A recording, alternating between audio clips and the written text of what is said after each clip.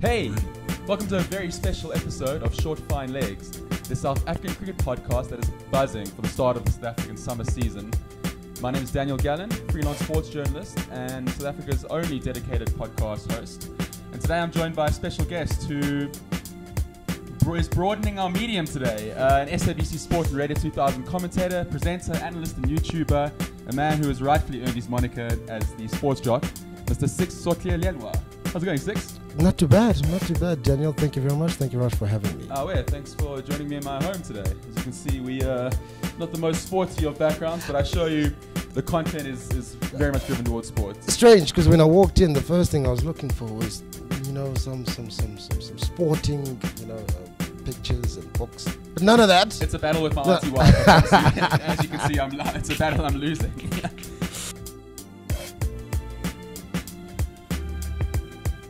Anyway, so today we're going to take a look at the Proteas squad that will take on Bangladesh for the first test starting at Poch on Thursday and what we think our likely starting 11 will be. First, we'll start with the squad. I'll just run through it and then give me your thoughts. So we've got Dean Elgar, Aiden Markram, Hashim Amla, Temba Bavuma, Faf du Plessis, who captains, Tennis de Bruin, Quinton de Kock, Keshav Maharaj, Kagiso Rabada, Morne Morkel, Duan Olivier, Andile Peklukwayo, and Wayne Parnell.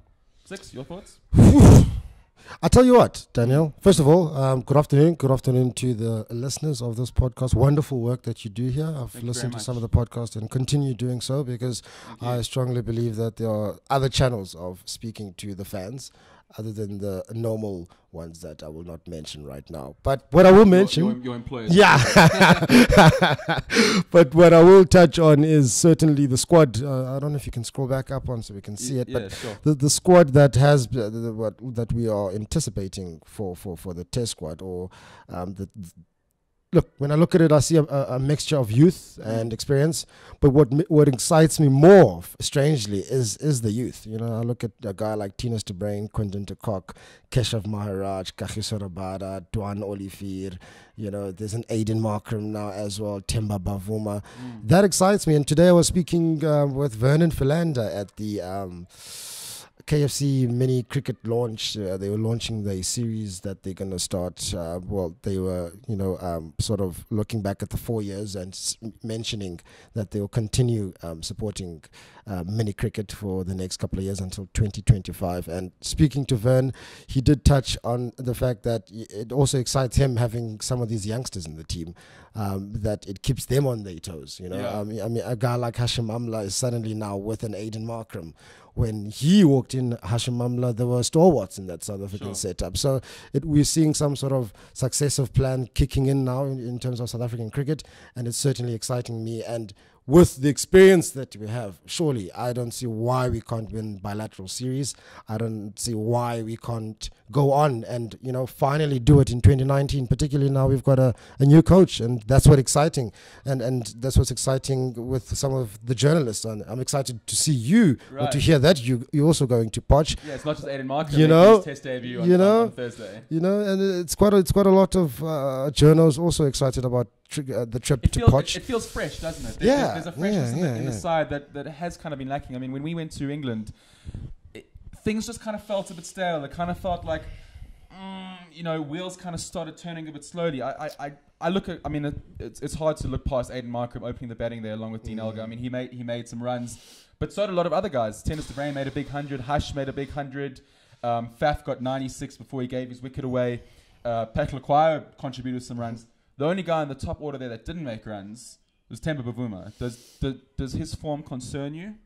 The coach, 8 a.m. on Tuesday when he arrived for his first press conference, I was there. And it was, he says, and certainly I agree with him, that it was quite a heavy media contingent, which proves how excited we are to see him and finally get on and go past Russell Domingo. But, the South African squad is not only built on the spine of the experience of the players that we have, but it's also built with the management squad that we have, because those are the guys that are important. It's important what happens now going forward with our fast bowlers. There needs to be an influx now of another Kagiso Rabada, another Dale Steyn, because Dale Steyn is ailing and Vernon Philander is ailing himself. They are fast bowlers who we've seen year in, year out perform for the Proteas. But it really is now a period to just continue, but in the same vein, build that SAA side also, because it's quite important that we pay attention to that squad as well, because that's where Aiden Margram was scoring his runs. Yeah. And some people may not even know much about Tinus de Bruin, who was also scoring runs. Even Stephen Cook, before he was picked, he was scoring runs in that SAA side. And I think what Cricket South Africa has done in the last 2 to 3 years in terms of focusing on that SAA side has paid off in terms of being able to pick a solid squad for a test series like Bangladesh. But I do want to chat about Temba for a little bit, because as you said, he was the only guy in the top order that didn't make runs, and I mean, he got a first ball against Eddie Lee. That happens. He's now played 24 matches. He averages 31 with 108 50s. I've got him batting at 4 on the side. Just for the simple fact that he has played that many test matches, I think he is above Tennis Brand in the pecking order. So Tennis Brand now I think slots in at 6. Temba bats at 4. Test number 4 batsman needs to have better runs than that. And we heard Otis Gibson on last week how Stuart Broad and Jimmy Anderson singled Temba out, how he's such a compact player, great technique. Why do the numbers not reflect that? What do you think it is about Temba's game that we kind of need to see something shift? Excuse me, Daniel. I lost my train of thought. I was actually going to touch on the fact that Otis did say that Temba Bavuma was, one of the guys they spoke about when he was still within England setup as one of the guys who was most difficult bowling to. Yeah. And that's not something... Those coming from Anderson and Broad. Those are quality test cricket bowlers. And particularly playing in their backyard, struggling against a short guy like Temba Bavuma, which also plays into his game. I think his height, and if you certainly see or look at guys like Sachin Tendulkar, Gautam Gambhir, and Virat Kohli, and a lot of the subcontinent guys in their stature, it's much difficult for fast bowlers like Morne Morkel and Stuart Broad to bowl to them, because they never know when or to gauge their lines and lengths. So I think for Temba Bavuma slotting into that South African setup, it happened for him. It happened in a period where it was bound to happen. His selection was worthy. Sure. Got into the setup. It took a bit of time to get started. Scored that 100 in Cape Town, which I was fortunate to be part of. Not part of in the middle, but I was there. Yeah, nice. But over the years or over the past 12 to 18 months, has toured. And remember, he's touring for the first time in some of these countries. First time in England, first time in New Zealand, first time in India, first time in Bangladesh, and so it's important to I'm not going to say he's a passenger, but in a batting lineup with the experience that we have and some of the informed players that we have, I don't want to say it's okay, but you can afford to carry a player like Temba Bavuma because his quality. It's just a matter of time. Same goes with Hashim Amla. There's a period where he wasn't scoring, but the player that Hashim Amla is. But we know that Temba is that player. Is there a particular? The famous example of Sachin Tendulkar, he scored that 200 against Australia without playing a cover drive. I'm the firm believer that if Temba just cut the pull out, just don't play don't play that cross bat on the leg side. Just cut that out, duck underneath it, hit it off your hips. I think he's better than the numbers that he's been showing. Certainly, I think an issue also was that when you perhaps find yourself in a team where you've just got into the setup and you're trying to make a mark and you're trying to latch on, and also consider the situations that he's walked in at the crease. Has it been situations where he's needed to kick on? Has it been situations where he's needed to grind? Especially when he's been batting at 6, coming at maybe 30 for 4 or whatever the case is. So do you think then batting at 4 will help alleviate that? I think it will. I think it will. I think it will give him a lot of responsibility. He's a guy who does like responsibility. Jeffrey Toyana has done so in giving him responsibility so many times with the Lions, where he batted in the middle of the order with a batting lineup of the likes of Vera Peterson, Stephen Cook. It was a packed, well-experienced batting lineup, but Jeffrey Toyana still pushed Temba Bavuma high up the order at number 3, and he scored runs at number 3. He scored runs at number 4 for SAA. So I think giving him this sort of role and responsibility at number 4 can only do great or do good for him and his ability. So in this side, he's batting at 4 for you. Yeah, certainly. The brain at 6, 5. In England, I think we did try Temba Bavuma at number 4. But we put Quinton at 4 at some stage. Yeah, but I'd certainly leave Aiden and Elgar open. Funny enough, I would still have Faf no, I still like Faf at number 3. I still believe he's one of the best number 3s going around. But in he is world adamant cricket. that he's going to stay at 5. Having that whole captaincy role and the luxury of saying, okay, we can try this, we can try that. But I certainly think it would be otherwise if he wasn't captain. He wouldn't have the same luxury of saying, you know what, I'll bat at number 4, at number 5. Okay. He would, if he was told, look, you'll bat at number 3 and that's your position and nothing more, nothing less, then it's a different story. Right. But now, obviously, with the privileges that we can't ignore of being the boss, of being the captain, you're allowed to say, okay, let's try so and so at number 3 or at number 4. But Temba Bavuma certainly at number 4, at least number 5. Then you can have Faf at number 3, Hashmamol at number 4, and then you've got Temba Bavuma at number 5. You've got Tinas at number 6. Quinton at number 6. Whoa, now it becomes tricky because no, leave Quinton. For me, you got to leave Quinton at 7. I think having a wicketkeeper batsman who can come in at number 7, like Quinton de Kock, so you change the session. So this is my top order. I've got the 2 Titans openers in Elgar and Markram. I've got Hash at 3. I'm respecting Faf's decision to keep him at 5, so I'm not going to argue with Faf du Plessis. I mean, have you seen that man's jawline?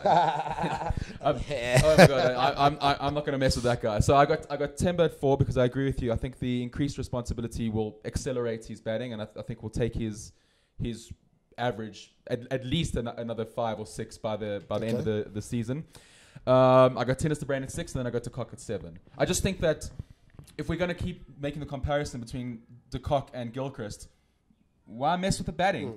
Put him in the same place. But let's talk about young Aiden Markram. I mean, we got to gush over him. So and I have plenty, but I'll let you do it. Why don't you just gush? It's funny actually because 2 years ago he was actually struggling to make the Titan side. I remember he was with the Northerns and he played a few matches for Tuks as well, Asifol Tuks. I think they won the championship or club championship or back-to-back club championships, where he featured quite a lot and scored some good runs, and and then he was part of the SA emerging side. Then started getting SAA invites, and I say this all the time to anyone that I have a conversation with when it comes to cricket. It as much as it's a team sport. It's an individual sport. And what you do as an individual will stand out. As much as the team will stand out, but you'll also stand out as an individual. And I think that's what happened with Aiden Markram. After the Under-19 World Cup, the whole attention was towards Kagiso Rabada, and quite rightly so, because he was an excellent, brilliant, rough diamond at the time. And maybe some of the other players that he had in his team still needed a year or two to kick on. And I think the patience that that Cricket South Africa has had, because I would like to believe it's a communication between Cricket South Africa, the Titans, and the Northerns to make sure that he's well within the ranks, well looked after, knows the processes, and look what happens when those structures are well aligned. But when the time is right, when the opportunity presents itself, if you're scoring the runs, like he did in the Ikasi Challenge and scored 100, and he went on to score 100 in the first round of the Sunfall series, and he scored, I think, as well as a very quick 87. A quick 87 in the second innings, and then jetted off to join the SAA side. So it's building up for him. It's building up, and it's been building up quite well, particularly that he's been scoring runs. Future captain? Yes. I've long said that. I've long said that to friends in interviews, that I strongly believe, like I've just said now, that Cricket South Africa has a plan for Aiden Markram, and it literally is just a matter of time. When I look at that batting lineup now, I see Temba Bavuma, Quinton de Kock, Kagiso Rabada, and Aiden Markram as the spine of this of Cricket South Africa post 2019. So one of those guys needs to be the captain. And when I look at Aiden Markram and seeing obviously his record in that Under-19 World Cup, and now being given the role to captain the SAA side, just shows that Cricket South Africa are not far off from giving him that other buff role. And maybe we could have a captain that we will know for the next 5 to 10 years. We've got one captain across all 3 formats. We've got one coach across all 3 formats, and let's just win. One youngster we haven't mentioned and probably doesn't make my squad, though he's definitely the 12th man, is Andile Pechlikwayo. What attributes does he need to develop? Because he's obviously fantastic with the white ball, but arguments that he just kind of lacks perhaps a yard of pace to be a test bowler and perhaps lacks a bit of longevity at the crease to be a test batsman. So he's missing two small ingredients that if he gets probably either one of them, he makes the test side.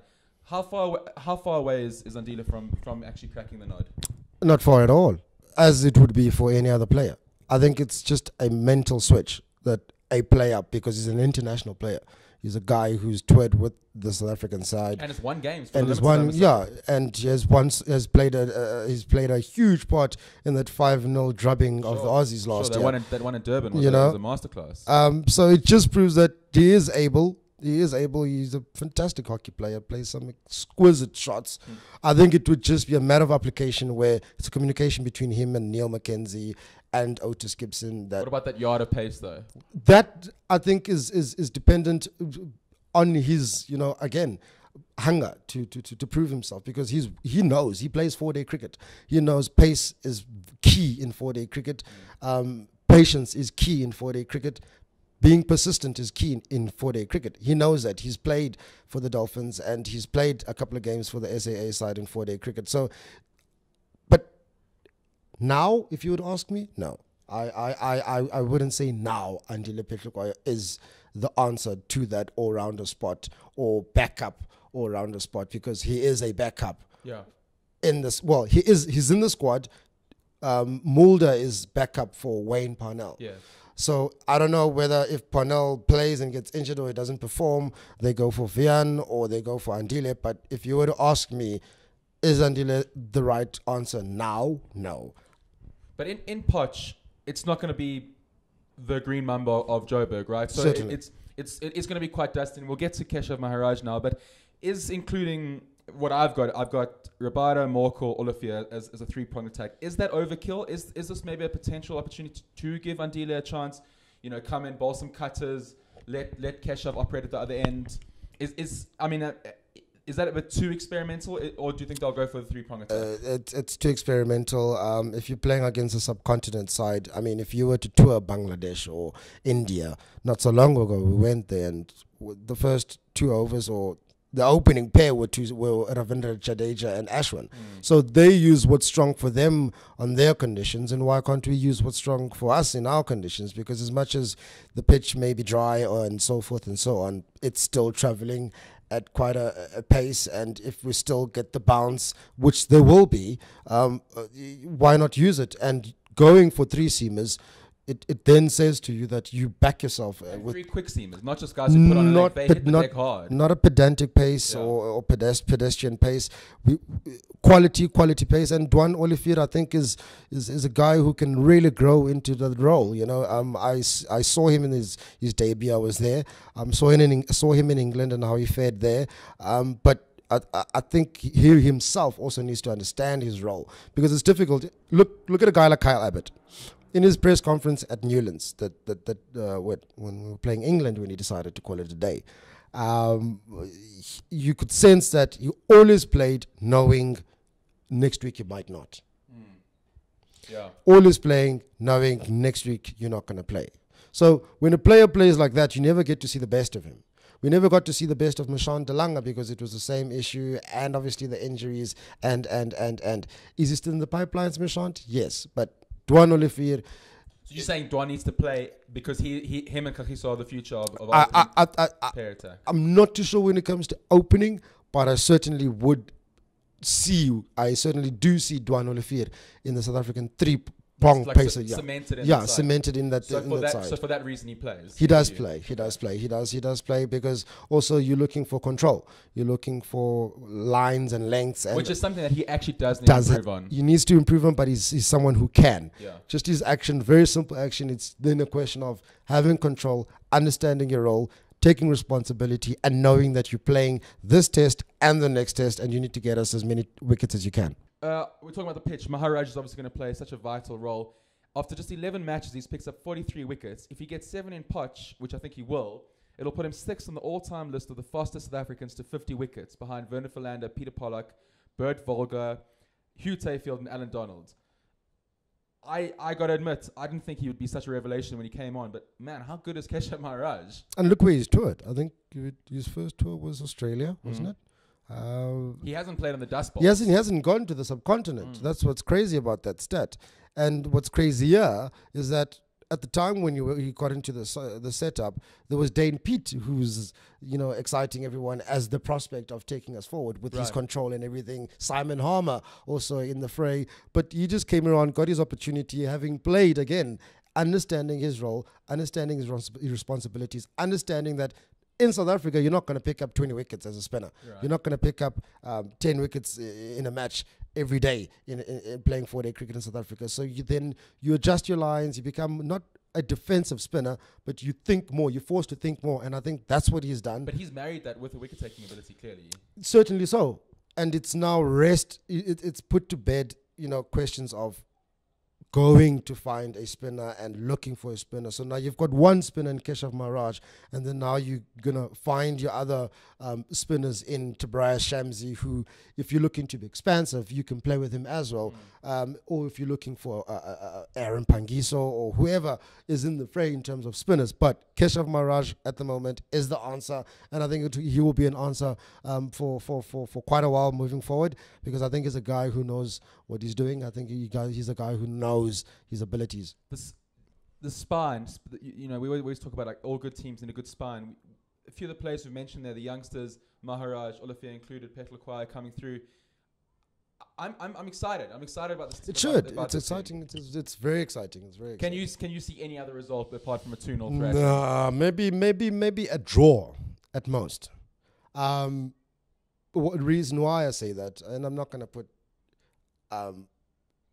rain out of the picture, because it may rain. Yeah. It may rain early summer. Sure. There could be showers delayed.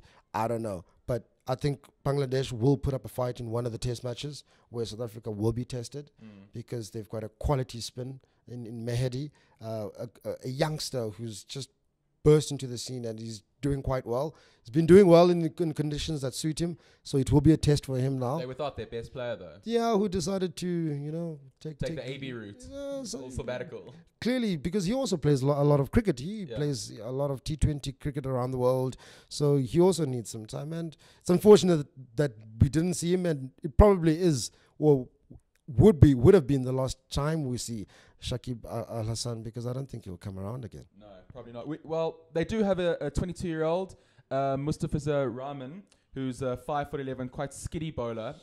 He's only played 6 matches, but he's looked very good. However, he's looked good in Asia. He's never played a game outside of the subcontinent. And Courtney Walsh, the Bangladesh bowling coach, was appointed for this exact reason: getting their seam bowlers to be successful in conditions like South Africa, like Australia. How important? I mean, we talk about their spinners, but are they going to win it if they rely solely on their spinners? They need a seamer to step up, right? It's do you know what is exciting about this series is that there's Walsh who's coming up against Gibson, right? Two fellow countrymen, and it'll be interesting to see the work that Gibson does with Kagiso Rabada, what Walsh will be doing with Rahim, and because when the subcontinent quicks do come to South Africa, the one problem that they always have is adjusting their lines. Sri Lanka came and they had perfect conditions in PE when they came down, and they didn't know where to bowl on the wicket. It's almost like they just get excited. They're like, I'm going to bang it in short, and I'm going to be a big scary fast bowler. Got to Cape Town, adjusted their lines, picked up some wickets, and got South African batsmen coming forward and prodding, and that's what you want on quick decks. Just bowl good length. Bowl a good length, and you'll get the wickets. And I think they get very excited, get carried away, overcompensate, and they get thrashed very hard. Right. They get thrashed very hard when they come up against quality batters like, let's say, a David Warner in Australia, or Joe Root in England, or Hashim Amla in South Africa. So it will be key for them to keep themselves in the game, because I think it will be the quicks who manage to keep them in the game, as much as the spinners will, cause a few, oohs and ahs, but I don't see them being a threat. I think the spine, again, of the South African side learnt a lot touring Bangladesh and India in that 1 year, and there was a lot that they learnt in India. One new thing, obviously, I've written a piece, and we've spoken a bit ad nauseum on the show about Otis Gibson. But I'd like to get your thoughts on him. Are you happy with this appointment? And we got him now, so your happiness or sadness is irrelevant. But I'm quite curious to know what you think. I'm happy because he's always speaking about East London. I'm from East London. He seems to be excited about going down there, which could mean that we could get more cricket down in East London. So I'm happy, excited. I remember you kind of put you. Yeah, I did. I kind of had to, but you know. Not a lot of people know much about him. If I didn't read a lot on West Indies cricket and the history of their cricket and keep an eye now and then as to what's going on between the islands, and quite frustrating at times and sad as to what's going on in West Indies cricket, because if you were to look around in some of these international teams, there's one or two West Indies in the background or in the backroom staff, a coach, assistant coach, and if these guys were to go back and you know, everything were to be resolved, quality would come out of West Indies. However, that's not the case. And he finds himself in South Africa where he will be faced. And one of the few questions in the press conference was transformation. And a lot of people were asking me, what do I think? What does he know about transformation? Look, he's a world-class coach, meaning he's of standard of coaching a world-class team like England and South Africa, with the understanding, obviously, of transformation, because he knows. He's not oblivious to such thing. No coach would apply for a job in South Africa not knowing what transformation is and what is going on, because there's newspaper articles on publications in England, in India, everywhere around the world, publications that are covering stories of transformation. So they know what's going on. Everybody knows what's going on. I mean, if you listen to some of the commentary when we tour some of these places, they do touch on it, but not in depth. So that was the main issue with regards to everybody. But me, on my side, I didn't know anyone, but I was excited to just see someone outside of the South African borders to come in and just, you know, when you need to take out your clothes sometimes and just dust your cupboards and just it felt like the right time. We were talking about how the lineup looks fresh. It's a freshness. There's a freshness. It's a fresh start. It needed to happen, and I still say it needed to happen after that semi-final in the 2015 World Cup. I expected not a lot, one or two senior players to call it a day after that 2015, because I feel like a lot of them were hurt after that semi-final, and it certainly did show after that. And I think it carried through, hence the not so up to standard performance by the South African side over the past 12 to 18 months. You know, they haven't managed to dominate sides. They've participated, but they haven't been dominating sides. So it really is an exciting time, but on my side, I'm not going to say I'm not for Otis Gibson or I'm against Otis Gibson. I think it's time to give him a chance and to get on with it already.